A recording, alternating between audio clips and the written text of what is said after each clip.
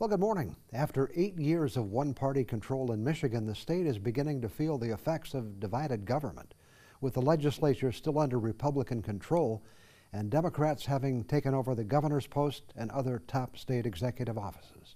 We'll get a Republican perspective on how things are going, starting right now. From TV6, this is The Ryan Report. Here's your host, Don Ryan. Beau Lefebvre is now serving his second term in the Michigan House of Representatives. Representative Lefebvre is part of the Republican majority in the state House, representing Delta, Dickinson, and Menominee counties in the 108th District. Representative Lefebvre is our guest this morning. Welcome back to the Ryan Report. Thank you so much for having me, Don. Good to have you with us. So let me ask you, what is the temperature in Lansing? And I'm not asking about the weather now. Well, I did find out the weather is just as bad, but Okay. the temperature, I would say it's a little bit chilly right now. Okay. Our new governor has proposed a 45-cent a gallon gas tax increase, and there's nobody of either party that's willing to introduce that bill. Okay, we'll talk more about that. It actually kind of started, didn't it, with the governor's executive order trying to restructure the DEQ, which included eliminating some oversight panels, which the legislature had approved, and that proposal was rejected. It was, yeah.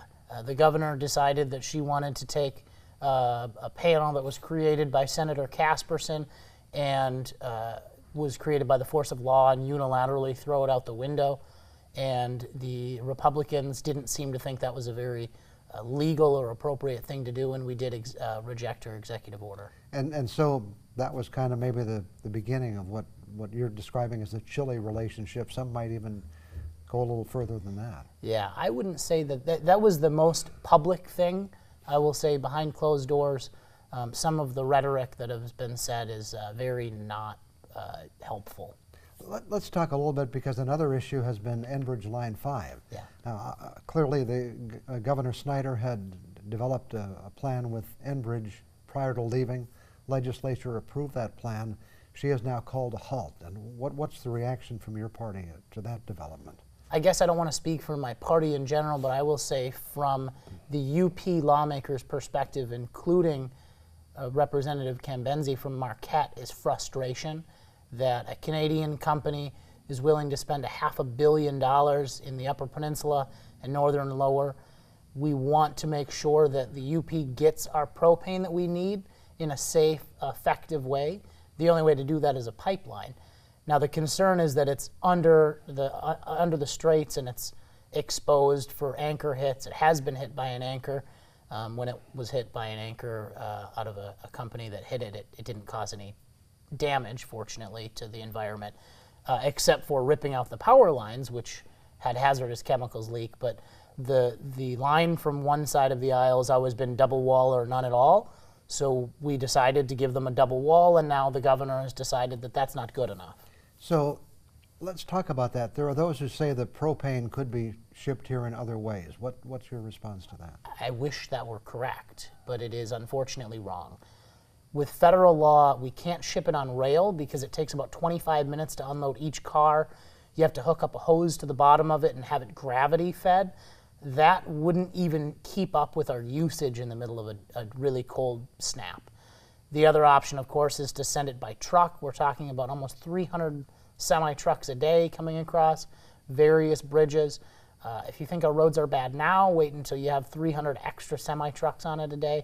The only effective, reliable, and safe way to do it is with a pipeline, because trucking it means, first of all, that it talks gasoline, and also there's a potential that they crash, which would have an could be an environmental problem as well.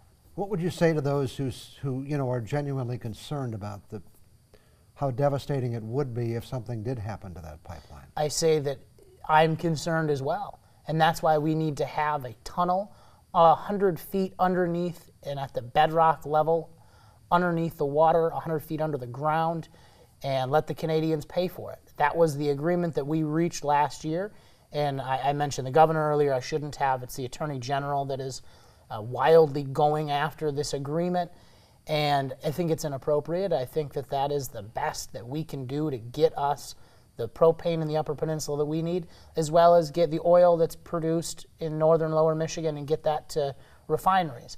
We need a pipeline.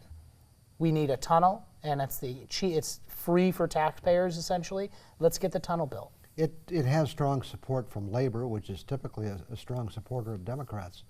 What do you think is going to happen here? I really hope that our Attorney General rethinks her opposition, her reckless opposition to a safe plan to get this utility corridor that's going to be able to get us our power lines so we can get a better connection to the lower peninsula. When the anchor struck Line 5, it ripped out those power lines and leaked a bunch of hazardous chemicals into the lake. No one's talking about that. We got to get fiber optic cable to get better internet access in the Upper Peninsula. That can go in the utility corridor. There's a lot of good things that can be put in this tunnel, but we need to build it first. Let's change subjects to one you already kind of introduced, and that is the governor campaigned. We only have a minute here, but the governor campaigned on fixing the roads. Actually, she put it more forceful than that, but I'll leave it at fixing the roads. But now she has proposed a 45-cent per gallon tax increase, which Republicans have kind of said is dead on arrival. What are your thoughts? Yeah, not only have Republicans said that, but no Democrat has introduced a bill to do that. The 45-cent gallon gas tax increase will take $700 million allocated to the roads right now and reshift it to other priorities. It's a $2.5 billion tax increase with only $1.9 billion actually going to the roads. And that $1.9 billion will never come to the Upper Peninsula because she used a new formula. Out of the 45 cents, the UP will only be eligible for 1.5 pennies out of the 45. Right now, the UP gets 13% of every dollar the state spends on roads comes to the Upper Peninsula. Under Governor Whitmer's plan, we're going to get 1.5 pennies out of that 45, and we'd only be eligible for 1.5. Okay, we'll talk more about that in just a couple of minutes. I'll be back with more on the Ryan Report after we take this break.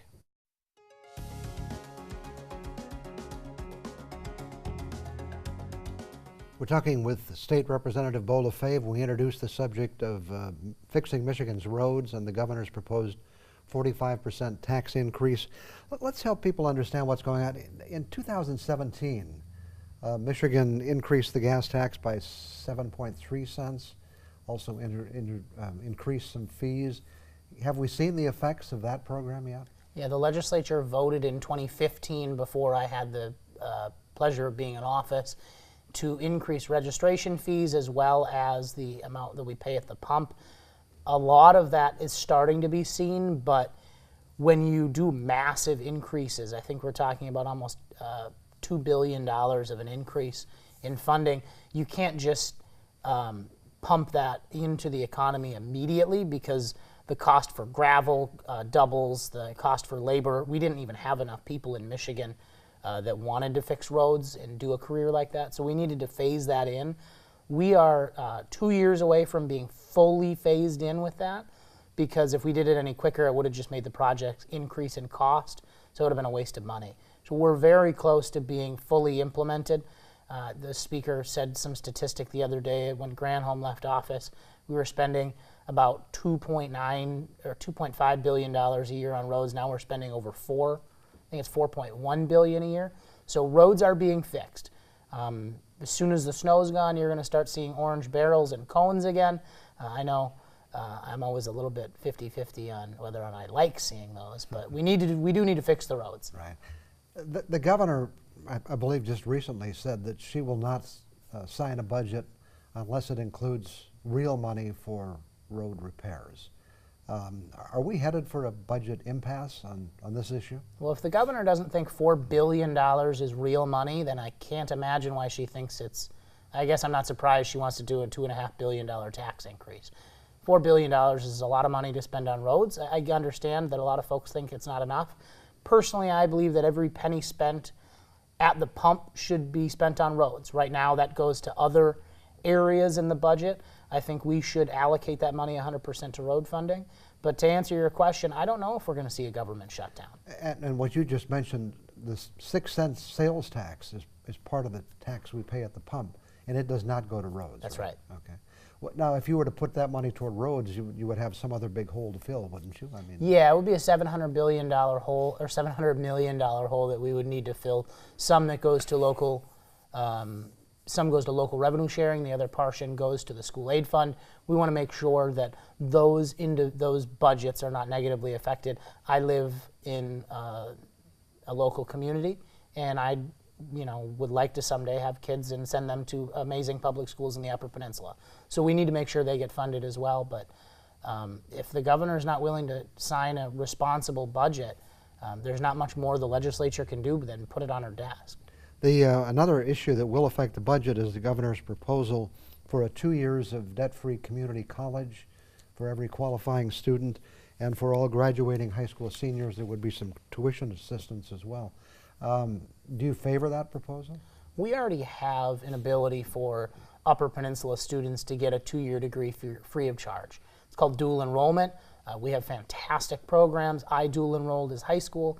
I know a lot of your listeners can't believe that I was ever in high school. I know I'm so old now, but right. It wasn't that long ago. No. And we have an ability to get a 2-year degree already.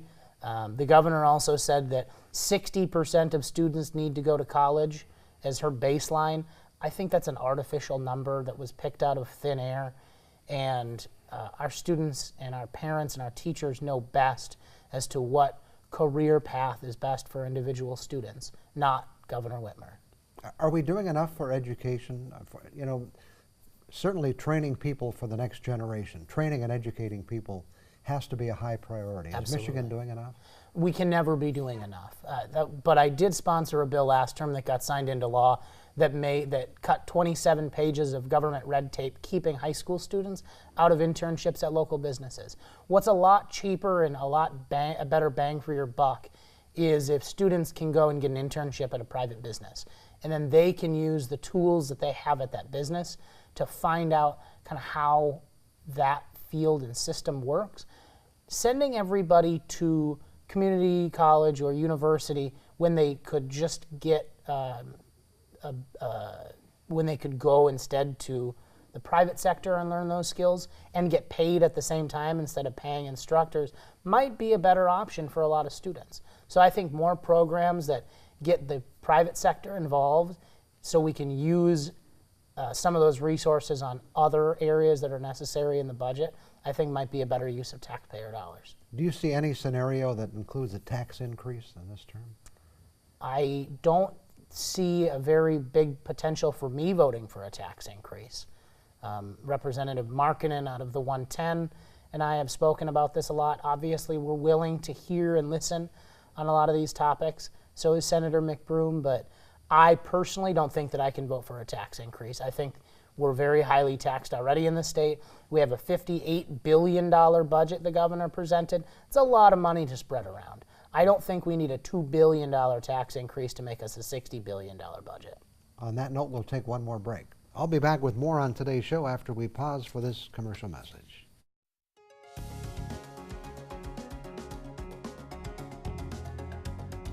Again, we're talking with State Representative Beau Lefebvre. I've held off on talking what's probably the top item on your agenda, and other legislators as well, and that's the infamous car insurance rates.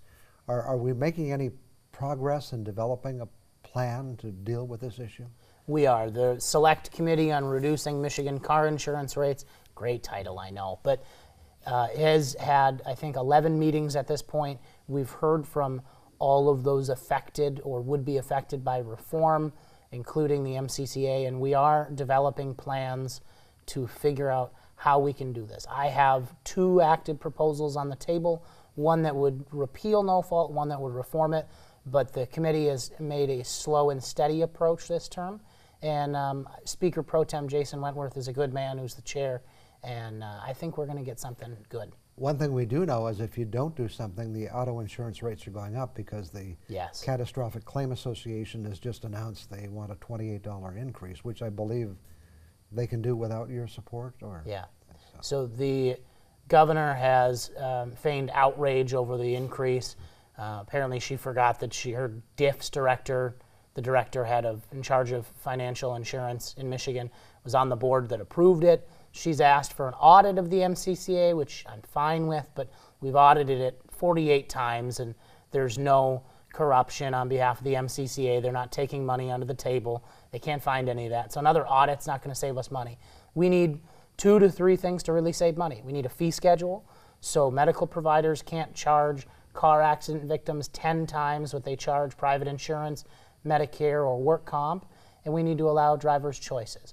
Right now, we're the only state in the union that mandates lifetime unlimited no-cap benefits before they ever get in a car, and we need to allow drivers to have choices. The other alternative, of course, is to go back to tort, which means that if I'm at fault in an accident, our insurance companies pay for our respective vehicles and our health, and then the other insurance company gets the money out of mine later. I was reading an article by an op-ed by the president of the state chamber, Richard Studley, and he mentioned some of those same articles. He said one of the keys is to stop medical providers from dramatically overcharging. And I think we have to be a little careful here because, we also support our hospitals and our medical providers in the UP. But there is a different scenario at work, isn't there, when it comes to people in this being reimbursed in this program? Yeah, our hospitals aren't doing what I think are really bad business practices downstate, close to fraud. I always say that if Senator McBroom hits me with a shovel on the House floor, it costs me about $380 to get an MRI at Sparrow Hospital because it'd be workers' compensation. But if I hit my head on the steering wheel, it's over $2,000 for the same MRI at the same hospital, just because they can charge basically whatever they want. Those type of wild swings in cost puts a strain on the system because there's no predictability. And we need to have a reasonable fee schedule that the hospitals can make money on so they can keep their doors open and keep saving lives. Workers' compensation is that fee schedule. I've never had a hospital executive come to my office and complain they don't make money on workers' compensation. That's because it's a 14-member board and they have 7 members on the board. Okay. Well, obviously much more we could talk about. We'll see how things develop and probably talk about it some more in the future. What else is happening with your committees? So I have 6 committees. I have more than any other member in the legislature. I'm honored to be the chairman of the Military, Veterans, and Homeland Security Committee. I'm the vice chairman of Judiciary and have 4 other committees, including 2 insurance, agriculture as well. So one of the big things that we work on in the Military, Vet, and Homeland Security is, of course, the veterans bills. We want to work on the veterans property tax exemption that is putting a big strain on local communities because Lansing gave a benefit to those that fought for our freedom, and they deserve that benefit. But we never paid the locals back for the lost revenue because of it. So we're working on that bill, as well as on the Homeland Security front, working on a bill that would make it so police officers cannot be fired for calling for backup from federal law enforcement partners at Immigration and Customs Enforcement. Okay, do you think those bills will move forward? I think that both of them should move forward. I think the veterans property tax exemption issue and backfilling local communities probably has a really good chance of getting to the governor's desk. Hope she signs it. The Police Officer Protection Act of 2019 that says that a local unit of government can't fire a police officer or demote them just because they called ICE. Unfortunately, there's one political party in Lansing that is more concerned about feelings and about protecting illegal criminals than they are about the officers that keep us safe every day.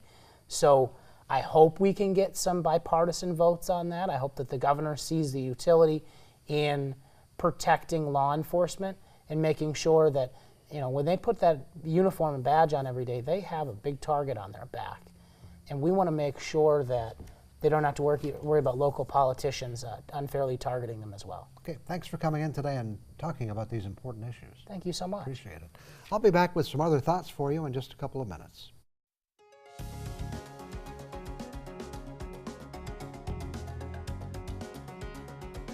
One of my favorite jokes at this time of year is this one. During the days leading up to the Revolutionary War, the battle cry of Patrick Henry and the American colonists was, "Taxation without representation is tyranny." And just last week, UP resident Toy Wokowski said, "Taxation with representation ain't so hot either." Just my way of leading into my closing thought for this week, which is, it's that time again. If you haven't done it yet, tomorrow is the deadline to file your federal income taxes. And if you're like most Americans, the number you look at when you complete that form is your refund, or worst case scenario, how much more you have to pay. Over the years, I've filed my annual income tax form over 60 times. And I can tell you that despite my best efforts to support our government, at last report our national debt was about $22 trillion. That's right, $22 trillion. You just thought you had a large credit card bill. Frankly, I can't even comprehend what a trillion is. Remember when a million sounded like a big number? Not the case anymore. As I was preparing my taxes this year, I thought, well, what the heck, maybe I'll throw in an extra 10 or 20 bucks to help bring that deficit down. But then I did some research on how much we would all have to pay to eliminate the national debt. And I learned it would take something over $170,000 per family. That's a lot of dough, and the total keeps going up every year. So I wondered if there might be some unique ways to eliminate the deficit other than raising taxes and reducing expenditures. I thought about my experiences doing the March of Dimes and Easter Seal telethons, so my mind jumped immediately to a telethon to reduce the national debt.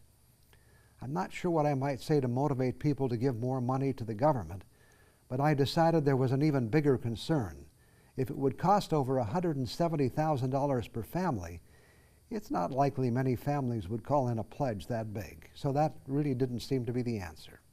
If a telethon wouldn't do the job, how about a giant 50-50 drawing? You know, when you go to some events, they sell you a ticket, and one is drawn with the winner taking half the pot. Problem is, with the debt at $22 trillion, I did the math, and we would have to sell $44 trillion in tickets. That seems pretty unlikely. I think it's pretty clear there is no single fundraiser that can raise the kind of money we need to pay off the debt. So we could do several smaller events to help raise the funds. One idea I came up with is to require every candidate running for president to donate $1 million to the National Debt Fund. With the number of people we have running in recent years, that could be the best fundraiser of all. In the end, I decided it's pretty obvious there really is no easy answer. I guess the only choice is to let the politicians in Washington figure it out. Of course, we know how well that's worked out. I'll be back in a minute. Time for us to make way for the Today Show, which is just moments away. Remember to keep UpperMichiganSource.com in mind for the latest news anytime and for a rebroadcast of this show. Past episodes are available now. Today's show will be there starting tomorrow afternoon. Thanks to State Representative Beau Lafay for joining us this morning for an update on developments in Lansing. And thank you for being here. And let's make a date together to get together again next Sunday morning.